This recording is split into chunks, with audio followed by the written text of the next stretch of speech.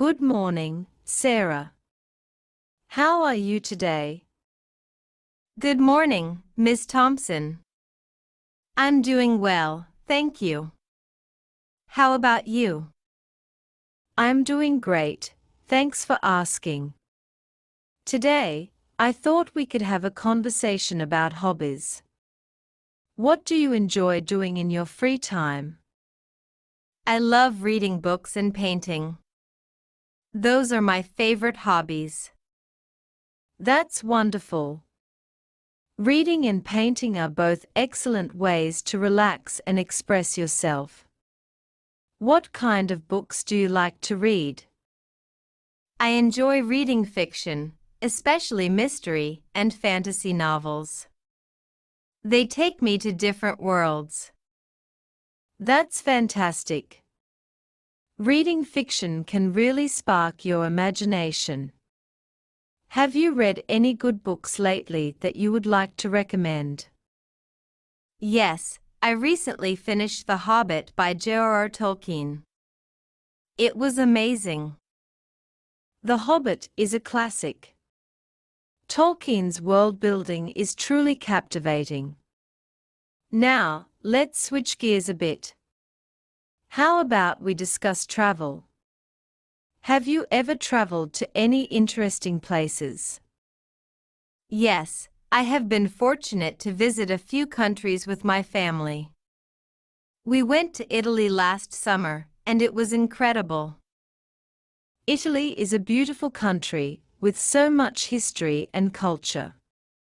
Did you have a favorite city or landmark that you visited? Definitely Venice. The canals and the architecture were breathtaking.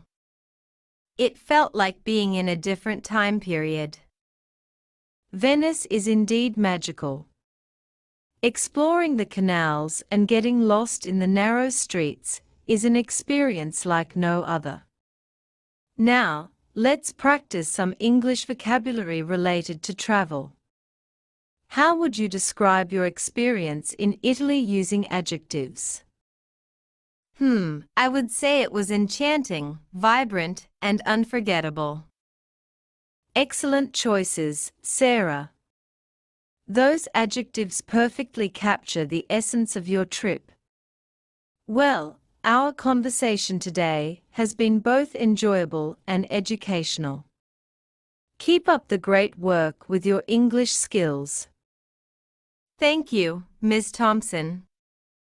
I always have fun practicing English with you. You are welcome, Sarah. I'm glad to hear that. Now, let's move on to another topic. How about we talk about food? Do you have a favorite cuisine or dish? Oh, I love trying different kinds of food. But if I had to choose, I would say Italian cuisine is my favorite, especially pasta dishes like spaghetti carbonara or lasagna. Italian cuisine is delicious. The flavors and ingredients they use are simply irresistible. Have you ever tried cooking any Italian dishes yourself? Yes, I have tried making homemade pasta from scratch once, and it was a fun experience. Though I must admit, it was a bit challenging to get the dough just right. Making pasta from scratch can be tricky, but it's so rewarding when you get it right. Practice makes perfect. Now, let's expand our conversation to talk about technology. How do you think technology has changed our lives? Technology has definitely made our lives more convenient in many ways. For example, we can now communicate with people from all over the world instantly through social media and video calls. That's a great point, Sarah. Technology has certainly brought people closer together and made the world feel more connected. However, it's also important to recognize the challenges and drawbacks that come with technological advancements. What do you think are some potential downsides of technology? Well, one downside could be that people spend too much time on their devices and less time interacting face to face. It can also lead to privacy concerns and issues like cyberbullying. Absolutely, those are valid concerns. Finding a balance between using technology for convenience and knowing when to disconnect is key. Well, Sarah, our conversation today has been enlightening as always. Keep up the great work, and I look forward to our next session. Thank you, Ms. Thompson. I always enjoy our conversations. See you next time. Before we wrap up, let's touch on one more topic, the environment. How do you feel about the current state of the environment, Sarah?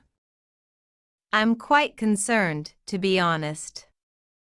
With issues like climate change, deforestation, and pollution, it's clear that we need to take action to protect our planet. You are absolutely right. It's important for each of us to do our part in preserving the environment. What are some ways you try to reduce your environmental impact in your daily life?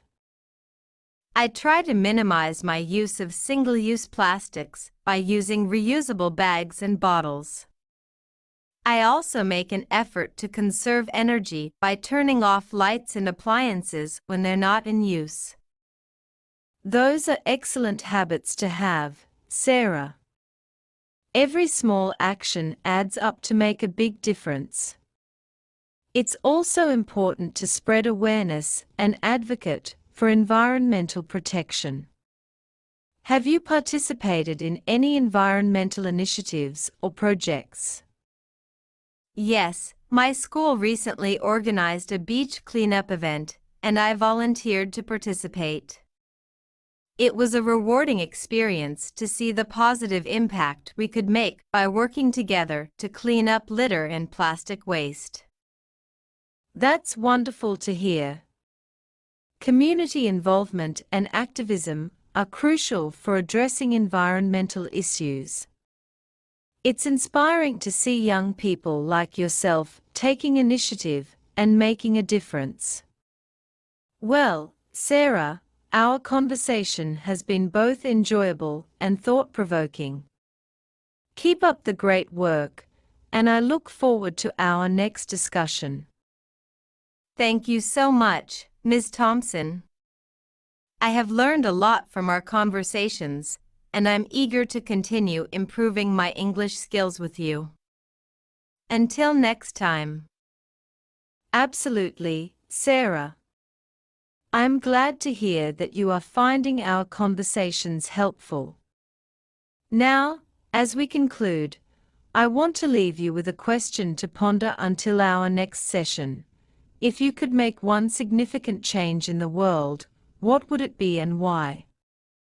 That's a thought-provoking question, Ms. Thompson.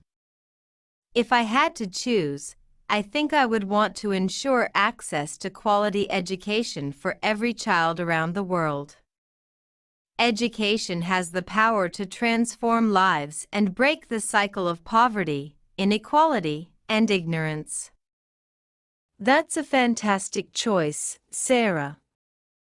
Quality education is indeed a fundamental right that can empower individuals and drive positive change on a global scale. Your aspiration reflects a deep understanding of the importance of education in shaping a brighter future for all. Keep nurturing that passion for learning and making a difference. I'm excited to hear more about your thoughts on this topic in our next conversation. Thank you, Ms. Thompson. I will definitely think more about it and look forward to discussing it further with you. Have a great day. You too, Sarah. Take care and see you soon.